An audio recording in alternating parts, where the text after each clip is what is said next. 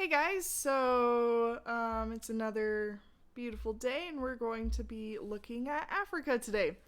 So, um, I found a couple songs that are super cheesy, but pretty great if right you're trying to figure out where all the countries in Africa are. There's a lot of different countries in Africa. Um, right? So if we were in like physical class, we would watch a little bit of both of these. Because I don't know the level of I mean they're made for kids, so it just makes me smile. But so lots of countries in Africa. Um, we're gonna split up Africa into different regions today to look at some of the different parts because Africa's huge. So a region is an area of land that has common features, right? So the first region we're gonna look at is the northern region, right? The Sahara Desert region. The Sahara is the world's largest desert. It's roughly 3.3 million square miles, which is the same size as the country of Brazil. And the Sahara Desert takes up about 25% of the African continent. Um, so we have a couple physical characteristics and some fun, fancy words for them. So I swear I'm saying them wrong, but I try my best, guys. So ergs, these are the sand dunes. You can find actually like lots of salt in the sand as well. Our regs is different planes of sand and gravel, right? So we have smaller rocks as well as sand, right? Right. This is first kind, second kind, right? You see how it's different, right? So it's not big sand dunes, right? Of really fine sand, right? You do have some more rocks. And then the hamadas are elevated rocks and plateaus. Right here we get some buttes and some mesas in here as well. And then oasis is a hub of water in the desert. So here's a picture of like what an oasis would look like. So lots of plants, but just around where the water is. And yeah. There's another picture.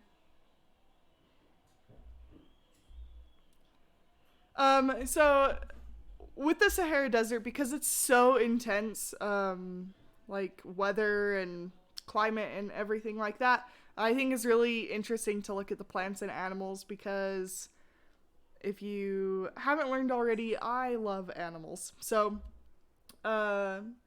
this little adorable dude is a jerboa. These creatures, to conserve the amount of water in their body, they actually are able to like concentrate their pee. So it's like, you know how when you get like, okay, this is terrible, like orange juice concentrate, right? And it's like the super strong orange juice, right? It's like super orange juice, but then you add water and then it's normal orange juice. So they're essentially doing that, right? They're conserving the water, and yeah. Plus they're super cute, right? They're like chinchilla rabbit things. Camels, right? The dromedary camels. So, they actually don't sweat. One of my dreams, guys, is actually to ride a camel. That's like on my bucket list. I've pet one before. They're super soft.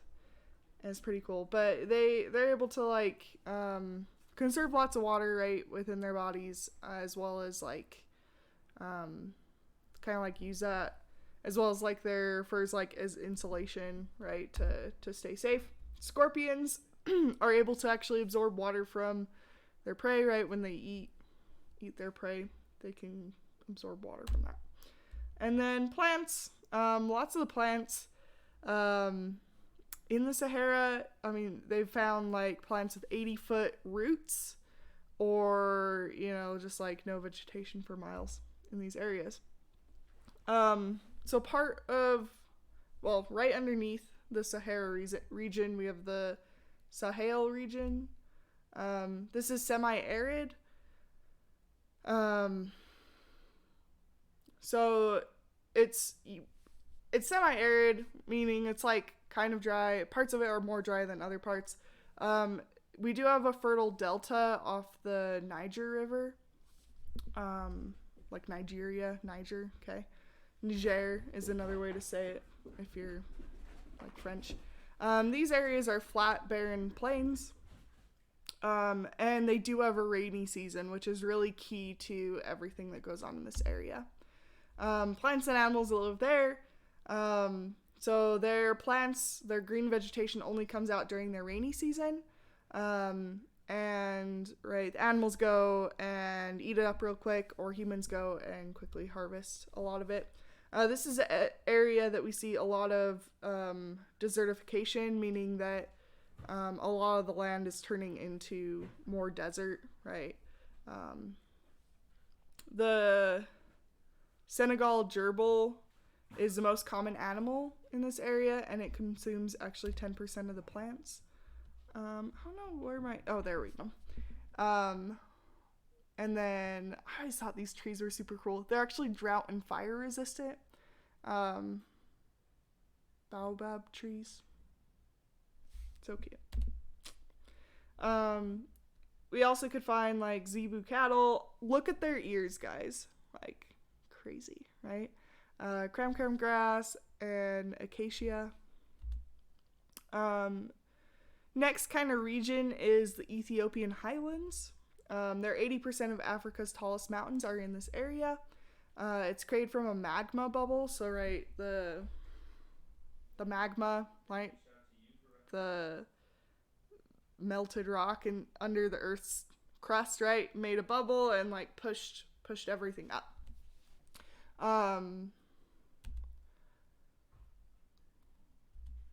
Yeah. So more animals. Ibexes are wild goats. They're really cool. You got some baboons and the Ethiopian wolf.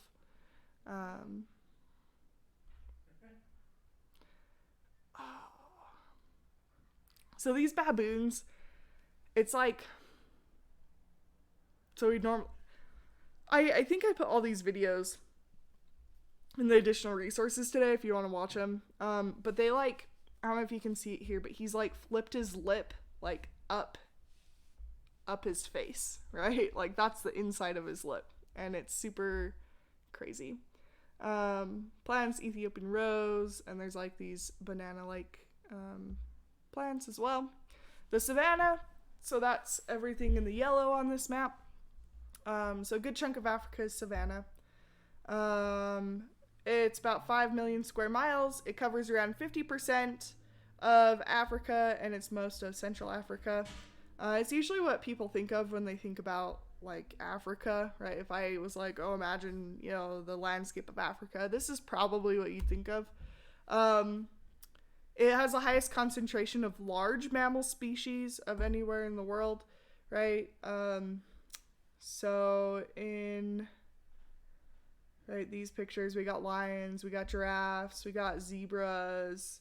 I actually don't know what these other ones are. Antelope, maybe. The wildebeest migrations, right?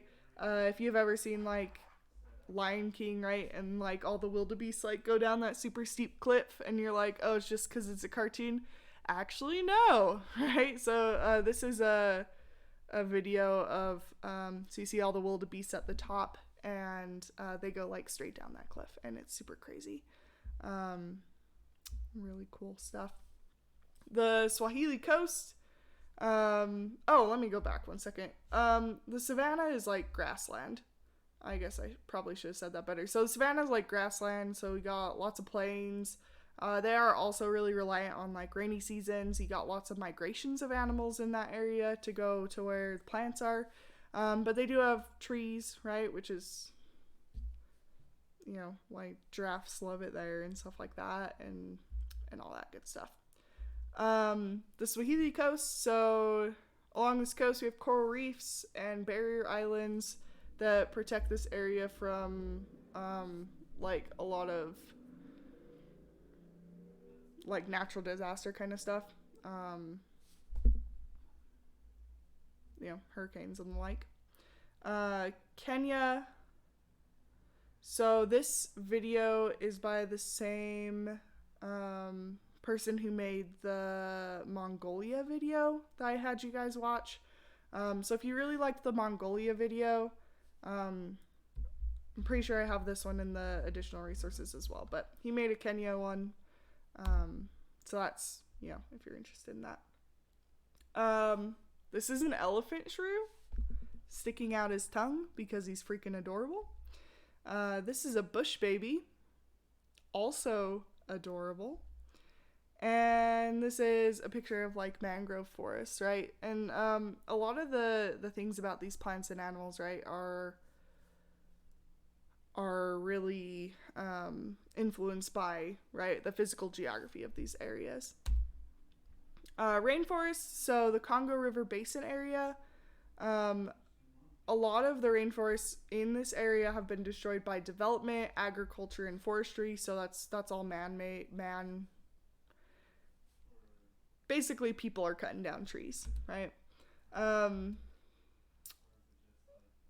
We see, right, types of elephants that live in this area, army ants. There's 8,000 documented plant species in this area, but 1,100 cannot be found anywhere else, right? So they're like specifically unique to this area, which, makes it really sad and stuff that, all these forests are disappearing, because we know that it's estimated that only like 10% of the plants and animals in this area have been like identified or discovered, you could say. Right, black Columbus monkey, stuff like that. Okay. And then this is like it's like the National Geographic World's Deadliest, and this is a army ant video. The African Great Lakes are kind of around this region, around the rainforest region. So they surround the Great Rift Valley. There's divergent tectonic plate. It's a divergent tectonic plate boundary. So if you look, so there's all these lakes. So Alberto, Kivu, Malawi, right? All these right here. If you notice, they're like in a line, right? And that's because, so when the plate tectonics, oh my goodness, tectonic plates, right? They pulled apart, creating a crack. And then, of course, with all the rain in that area, they filled with water. They're some of the largest and deepest lakes in the world. And there's 7 major lakes in this area. Southern Africa. So, we have like some of the oldest like crust of the earth in this area. As well as like lots of plateaus and mountain ranges, right? So it's really rocky, lots of different elevations in this area. They have a lot of famous wildlife reserves in this area. So you got like impalas and springboks. And